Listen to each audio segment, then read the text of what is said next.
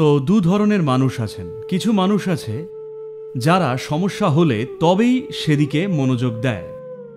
আবার কিছু লোক আছে যারা বুদ্ধিমান ও বোঝে যে সমস্যা যে কোনো দিনই আসতে পারে। সমস্যার মুখে পড়ার অপেক্ষা করাচ্ছে সবচেয়ে ভালো সেটা আগে থাকতে আটকালি। এটা কিন্তু সাধারণ এক জীবনবোধ। আপনারা গৌতম বুদ্ধের নাম শুনেছেন?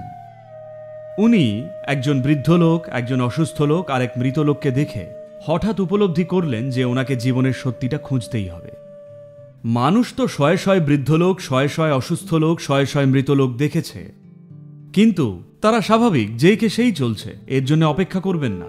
আপনি কিছুর একটার গুঁতো খাবার অপেক্ষা করছেন। আপনি চান জীবন এসে আপনার মাথায় গোত্তা মারুক, তারপর আপনি নড়বেন। ধরুন আপনি আমার কাছে এলেন মাইল্ড হার্ট অ্যাটাক বা ওইরকম কিছুর পরে। তখন যদি বলি এইটা করুন, আপনি সেটা রোজ করবেন মরে যাওয়ার ভয়। এখন সবকিছু ঠিক চলছে বলে আপনি ভাবছেন আপনার দরকার নেই।